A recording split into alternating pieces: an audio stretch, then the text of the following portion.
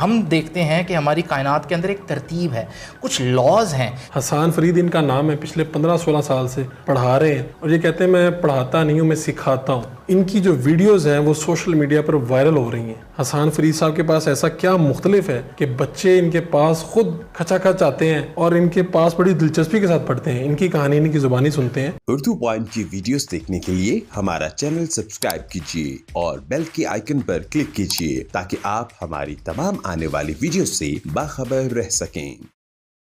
ये क्या है activity based learning, ABL? Farooq भाई, थोड़ी देर के लिए इमेजिन करें कि मैं उस्ताद नहीं बल्कि आप उस्ताद हैं और आपने किसी जगह पर बड़ी अच्छी बिरयानी खाई है। आप मुझे कन्वे करना चाहते हैं कि यार वो बिरयानी कैसी थी। ये एक मुश्किल काम है। आप उसको कन्वे करने के लिए मुझे उसके डिफरेंट एट्रीब्यूट्स बताते हैं, डिफरेंट खसूसियात बताते हैं। आप मुझे कहते हैं कि भाई गर्म थी, उसमें से धुआं निकल रहा था, चावल बड़ा लंबा था, स्पाइसी थी, ये सारी चीज़ें आप बताते हैं। लेकिन इतना कुछ बताने के बावजूद I still can not taste that biryani. मैं अभी भी उसका जायका नहीं महसूस कर सकता। सारी बातें करने की बजाय अगर आप सिर्फ एक चम्मच बिरयानी मुझे खिला दें तो आप समझें कि आपको वो सारी बातें कहने की ज़रूरत ही नहीं थी। आसान अल्फाज में यही एक्टिविटी बेस्ड लर्निंग है। यानी एक्टिविटी बेस्ड लर्निंग क्या है कि अगर आप जनरेटर पढ़ाने जा रहे हैं तो जनरेटर लेकर क्लास में दाखिल हो, अगर आप मोटर पढ़ाने जा रहे हैं तो मोटर लेकर क्लास में दाखिल हो। तो ये है बेसिकली एक्टिविटी बेस्ड लर्निंग। उसका नाम ही बता रहा है कि एक्टिविटी के ज़रिए आप हर चीज़ पढ़ाएंगे। तो ये आप कब से कर रहे हैं ये काम? मतलब बाकी आम टीचर तो जो फिज़िक्स केमिस्ट्री हमने भी पढ़ी है वो आते हैं वाइट बोर्ड पे लिखते हैं और हमें फार्मूले और बाकी चीज़ें बता के चले जाते हैं। ये आप कब से कर रहे हैं और ये अहम क्यों है? क्योंकि इससे सीखने में ज़्यादा मदद मिलती है। जी, एक्टिविटी बेस्ड लर्निंग के फ़ायदे तो बहुत से। मैं इसको तकरीबन यूँ समझ लें कि रेगुलर बेसिस पर तो कोई 5-6 साल से करा रहा हूँ। वैसे मुझे पढ़ाते हुए तकरीबन 16-17 साल हो गए। तो पिछले 5-6 साल से मैंने कोशिश किया कि इसको रेगुलर बेसिस पर क्लास में हम जो है ना लेकर चलें।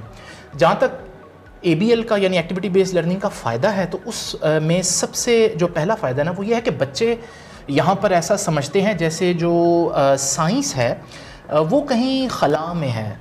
यानी साइंस के लिए वो रॉकेट को इमेजिन करते हैं, वो सैयारों को, सितारों को, कहकशाओं को इमेजिन करते हैं।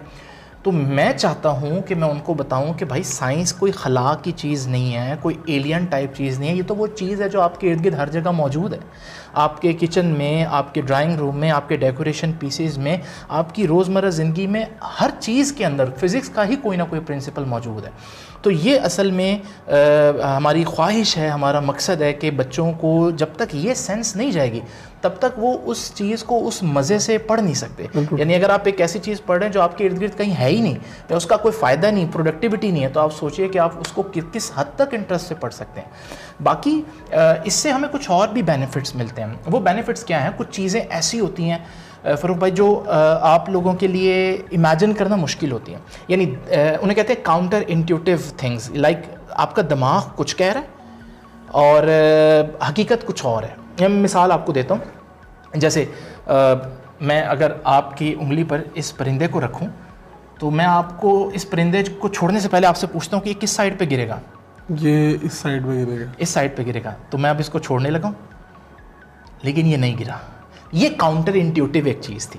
अगर मैं ये किताब में पढ़ाऊँ तो शायद आप इसको समझ ना पाएँ, लेकिन अब ये आपको सारी ज़िंदगी याद रहेगी। ठीक है, ये कॉन्सेप्ट असल में क्या है? सेंटर ऑफ ग्रेविटी है। यानी हर जिस्म में, हर ऑब्जेक्ट में एक ऐसा पॉइंट होता है जिसे मैं जादुई पॉइंट कहता हूँ। यानी वो ऐसा पॉइंट है जिस पर आप किसी भी ऑब्जेक्ट को अगर सपोर्ट दे दें तो वो बैलेंस रहेगा, गिरेगा नहीं। तो इसकी चोंच में असल में सेंटर ऑफ ग्रेविटी था जो कि आपको लग रहा था ऐसा नहीं है। तो ये काउंटर इंट्यूटिव चीज़ थी। या इसी तरह से अगर आप देखें दोबारा से, अब आप फिर सोच रहे होंगे कि ये पीछे को गिर जाएगा क्योंकि इसकी एक टांग पीछे को है, लेकिन जब मैं इसको छोड़ता हूँ तो ये बैलेंस है, और ना सिर्फ बैलेंस है, अच्छा खासा बैलेंस है, अपनी पोजीशन पर वापस आ जाता है। तो ये हमारे पास बेसिकली सेंटर ऑफ ग्रेविटी का कॉन्सेप्ट है। तो अब शायद मैं वैसे आपको सेंटर ऑफ ग्रेविटी बता रहा हूँ कहीं पर, लेकिन तो मेरे 5 मिनट के बाद आपने भूल जाना था, लेकिन अब आपको सारी जिंदगी याद रखेगा कि हर ऑब्जेक्ट के अंदर एक ऐसा पॉइंट होता है। तो ये ABL का फ़ायदा होता है कि जब चीज़ में आप खुद एक चीज़ के तजुर्बे से गुजरें, एक्सपीरियंस करें एक चीज़ को फिजिकली, वो आपको लॉन्ग टर्म याद रहती है। तो ये असल में हमारी चीज़ है। अब दूसरी बात, तो ये जो ABL है तो बड़ा महंगा काम है कि मतलब आप कह रहे हैं कि अगर आपने मोटर पढ़ानी है तो आप वो लेके क्लास में जाएं, वैसे तो हम टीचर नोट्स लेके आते हैं क्लास में, तो ये कैसे मुमकिन है कि आप जो चीज़ बतानी है सिखानी है वो लेके आएँ और प्रैक्टिकली करवाएं?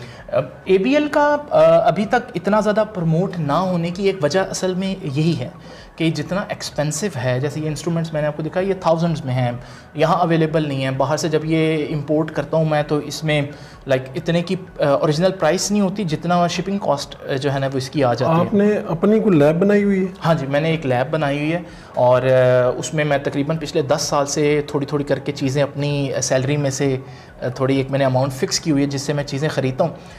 बल्कि मेरे कुछ ऐसे दोस्त भी हैं जो मुझे मेरे इस आइडिया पर बड़ा यकीन रखते हैं, तो वो इसमें जो है ना वो कह लें कि एज ए गिफ्ट समटाइम कुछ चीज़ें देते हैं या मुझे इसमें सपोर्ट करते हैं। आपके पास क्या जादू है कि लोग इतनी बड़ी तादाद में, मैंने देखा कि आपके सेशंस हैं और बच्चे और बच्चियाँ बड़ी तादाद में बैठे हुए हैं, तो वो इतनी ज़्यादा तादाद में और टीचर्स के पास तो नहीं आते, आपके पास कैसे आते हैं? देखें, यहाँ पर इम्पॉर्टेंट बात यह है कि ABL चीज़ों को बहुत आसान कर देते हैं। जैसे एक तो चीज़ है ना कि आपको हमेशा याद रहेगी, मिसाल के तौर पर एक चैप्टर है हमारा इलेक्ट्रिसिटी से लोगों की जान जाती है। वैसे इलेक्ट्रिसिटी से वैसे भी जान जाती है, लेकिन इस चैप्टर को पढ़ने से भी लोगों की जान जाती है।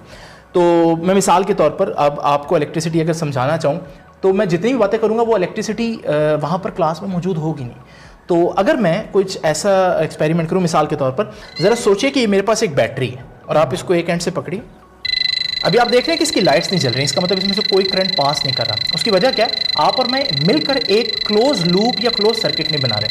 अगर आप अपना हाथ ऐसे करें और मैं आपके हाथ को टच करूं तो आप देखेंगे अब आपके और मेरी बॉडी में से एक करंट पास कर रहे हैं, क्योंकि अब हम एक क्लोज लूप है। और जैसे ही मैं हाथ डालूंगा तो अब करंट नहीं पास करेगा। दरअसल ये वही एग्जाम्पल है जो आप रियल लाइफ में आप स्विच ऑन और स्विच ऑफ करते हैं। यानी ये मैंने स्विच ऑन किया, सर्किट क्लोज हुआ, और जैसे ही मैं स्विच ऑफ करता हूँ किसी भी चीज़ का तो वो असल में इस वजह से बंद हो जाती है कि सर्किट क्लोज नहीं रहता। तो जो परिंदा बैठा होता है तार के ऊपर, उससे करंट क्यों नहीं लगता? तो वो दरअसल यही बात है कि जब परिंदा जो है वो यहाँ पर बैठा हुआ है तार पर तो सर्किट क्लोज नहीं हो रहा, लेकिन अगर जैसे ही वो परिंदा पर जो है वो फड़फड़ाता है तो वो पर साथ वाली तार को टच हो जाता है। अब जैसे ये साथ वाली का तार को टच हुआ तो अब क्योंकि सर्किट कंप्लीट हो गया तो एक करंट पास होना शुरू हो जाता है, जिसकी वजह से वो जल जाता है। और हम अगर तार को लगाते हैं तो हमें अगर आप भी तार को पकड़ के लटक जाए तो आपको भी करंट पास, आपको क्योंकि सर्किट कंप्लीट नहीं होगा, क्योंकि आप तार को पकड़ के लटक गए और आपके नीचे हवा है जिसमें से करंट पास नहीं कर सकता, तो इस वजह से सर्किट क्लोज नहीं होगा। लेकिन अगर आपने तार को पकड़ा और ज़मीन को टच हो रहे हैं तो फिर क्योंकि सर्किट जो है वो कंप्लीट हो जाएगा, चार्जेस को फ्लो होने का टाइम मिल जाएगा, तो इस वजह से हमारे पास। इसलिए हमारे बड़े कहते हैं कि आपने रबड़ की वो चप्पल वगैरह पहननी है, क्योंकि रबर की जब आप चप्पल पहनते हैं तो वैसे तो आप फिजिकली ज़मीन से कनेक्टेड होते हैं, लेकिन अगर आप देखें मिसाल के तौर पर आप इसको टच करें, ये प्लास्टिक है, तो आप देख रहे हैं कि अभी भी हमारे में करंट पास नहीं कर रहा। फिजिकली अगर देखें तो सर्किट क्लोज है, लेकिन अगर आप देखें बीच में प्लास्टिक है तो वो बिहेव ऐसे करे जैसे सर्किट क्लोज नहीं है। अगर इसकी जगह कोई मेटल होती, इस वजह से हम मेटल को अवॉइड करते हैं, और जब भी कभी मेटल की कोई चीज़ जो है वो हम किसी ऐसी स्विच वगैरह में ऐड करें तो बहुत ज़्यादा मसला होता है। तो ये दरअसल वो चीज़ है जो एक्टिविटी बेस्ड लर्निंग है। तो आप समझा सकते हैं ये क्या है जी, इससे क्या? ये हमारे पास जैसे ये है न्यूटन्स क्रेडल कहते हैं इसे। इसमें आप हम बच्चों को ये समझाते हैं कि जो आपकी कायनात है उसके अंदर जितनी भी चीज़ें उसके पीछे एक कानून है। चीज़ें इत्तफाकन नहीं हो रही, रैंडमली बेतरतीबी से नहीं हो रही। ऐसा नहीं होता कि कभी एक ही चीज़ का रिजल्ट कुछ और आ जाए, कभी एक ही रिजल्ट का कुछ और आ जाए। हम देखते हैं कि हमारी कायनात के अंदर एक तरतीब है, कुछ लॉज हैं। आप जब भी कोई कोलिजन होगा, दो चीज़ें टकराएंगी तो उसके अंदर भी कुछ लॉज है। मिसाल के तौर पर जब हम देखते हैं ये एक बॉल जब इससे टकराएगी तो आगे 2 बॉल्स भी जा सकती हैं, 3 भी जा सकती हैं, लेकिन मैं देखता हूँ कि सिर्फ एक बॉल आगे जा रही है। ठीक है, यानी एक बॉल का ही इम्पैक्ट जनरेट कर रही है। अगर मैं इसकी जगह 2 बॉल्स करूँ तो आगे भी 2 बॉल्स जा रही है। यानी ये हमारी फितरत, हमारी जो कायनात है उसकी फितरत में ये चीज़ रख दी गई है। यही फिजिक्स है, यही साइंस है। अब आप सोचिए कि अगर मैं 3 बॉल्स यहाँ पर हिट करूं तो अब आप कहेंगे कि यार वहां पर तो हैं ही 2 बॉल्स, तो यहाँ आकर कायनात को कंफ्यूज हो जाना चाहिए, अब वो रिजल्ट नहीं दे सकती। लेकिन जरा देखें होता क्या कि जब 3 बॉल्स हिट करती हैं तो 2 आगे 3 जाएंगे। तो ये किस लिए? ये उस लॉ की वजह से है जो फितरत के अंदर, हमारी कायनात की फितरत के अंदर रख दिया गया। ये वो कानून फितरत जिन्हें हम कहते हैं, ये लॉज ऑफ फिजिक्स इन्हें कहते हैं। ये बाकी आपके पास जो चीज़ें इनसे क्या आप पढ़ाते हैं, क्या हाँ सिखाते हैं? ये एक म्यूज़िकल इंस्ट्रूमेंट है। इस म्यूज़िकल इंस्ट्रूमेंट से मैं ये समझाता हूँ कि कुछ आवाज़ें बारीक और कुछ आवाज़ें भारी होती हैं। जैसे बच्चों की आवाज़ और औरतों की आवाज़ बारीक होती है, मर्दों की आवाज़ थोड़ी भारी होती है। तो उसका क्या असल ये जो आवाज़ का श्रिल होना या बारीक होना है या ग्रेव होना या भारी होना है, इसका ताल्लुक़ किस बात से? तो इसका ताल्लुक़ किसी भी बॉडी की लेंथ से होता है, लंबाई से होता है। ठीक है। यानी आप देख रहे हैं कि यहाँ पर हमारे पास बहुत सी जो तारें हैं नज़र आ रही हैं आपको। ये जो स्ट्रिंग है इसकी लंबाई काफ़ी कम है, तो अगर आप इसकी आवाज़ सुने तो इसकी आवाज़ काफ़ी बारीक होगी। ठीक है। लेकिन इस स्ट्रिंग को अगर हम देखें तो इसकी लंबाई क्योंकि ज़्यादा, तो इसकी आवाज़ जो है वो काफ़ी भारी होगी। ठीक है। तो आवाज़ का ताल्लुक जो है पैदा हो रही है वाइब्रेट करती हुई बॉडी की साइज पे डिपेंड, साइज पर, लेंथ पर डिपेंड करता है। तो इससे सारे म्यूजिकल इंस्ट्रूमेंट इसी एक सिंपल असूल पर, यानी हज़ारों म्यूजिकल इंस्ट्रूमेंट्स हैं लेकिन उनके पीछे एक ही असूल है। अगर आप देखें और भी म्यूजिकल इंस्ट्रूमेंट्स देखें, जाइलोफोन देखें, तो उसमें भी एक जो है प्लेट बड़ी होती है और आहिस्ता आहिस्ता प्लेट छोटी होती रहती है। वो क्या है? बॉल और पेंसिल? अच्छा, ये भी वही चीज़ है जैसे मैंने अभी आपको बताया। बॉल, हाँ जी, ये मैंने आपको बताया कि सेंटर ऑफ ग्रेविटी। अब ये भी सेंटर ऑफ ग्रेविटी को एक्सप्लेन करने वाला एक टॉय है, लेकिन एक्सपेंसिव है, बाहर से इंपोर्ट किया। लेकिन अब हम बच्चों को अगर सिखाना चाहिए सेंटर ऑफ ग्रेविटी घर की चीज़ों से, तो हम घर की चीज़ों से भी समझा सकते हैं। ज़रा दोबारा से आप अपनी उंगली कीजिएगा। अब मैं फिर से पूछता हूँ कि ये कहाँ को गिरेगा? आपने याद है बचपन में हम पेंसिल बैलेंस करना हमारा सबसे बड़ा ख्वाब होता था, हम करते थे, वो 1 सेकंड से ज़्यादा नहीं होती, वो फ़ौरन गिर जाती है। तो ये भी आपके ख्याल में गिर जाएगी, और कहाँ को गिरेगी? इस तरफ को, क्योंकि ये स्ट्रिंग आपको ऐसे नज़र आ रही है। तो मैं गिराने लगा इसको, ये नहीं गिरी। ये इस तरह से डिज़ाइन किया गया कि इसका सेंटर ऑफ ग्रेविटी इसकी निब में आ रहा है, इसके सिक्के में आ रहा है। तो यहाँ पर वही चीज़ जो मैं इस एक्सपेंसिव इंस्ट्रूमेंट से बता रहा हूँ, यहाँ सिर्फ एक पेंसिल, ये शायद 50 या 100 रुपए के अंदर आपकी देसी तरीका। देसी तरीका। ठीक है। सान साहब, टीचर्स के लिए कोई मैसेज देना चाहेंगे? अब टीचर्स हमारे किसी भी कौम का मेरे ख्याल है सबसे इम्पोर्टेंट कह लें एसेट जो है वो टीचर ही हैं। तो डेफिनेटली मुझे बहुत से टीचर्स कांटेक्ट करते हैं और वो पूछते हैं कि आपने ये चीज़ कैसे ली, कहाँ से ली, कैसे बनाई। तो बस मैं उनको यही कहना चाहूँगा कि मैं अंडरस्टैंड करता हूँ कि हम असातिज़ा के एंड पर बहुत से मसाइल हैं, हमें इदारे उस तरह से सपोर्ट नहीं करते, हम इतना ख़र्चा नहीं कर सकते कि हम ये चीज़ें टॉपिक वाइज हर टॉपिक पर बनाएं। लेकिन फिर भी जहाँ तक हम जा सकते हैं वो ज़रूर करें। जैसे मैंने आपको बताया कि बहुत सी चीज़ें ऐसी हैं जो आपके घर के अंदर ऑलरेडी मौजूद हैं, तो कम से कम उनको लेकर ज़रूर क्लास में जाए ताकि बच्चे इंजॉय करें। बहुत शुक्रिया आपका। बिल्कुल हसन फरीद, ये पढ़ाते हैं और बच्चे शौक़ से पढ़ते हैं।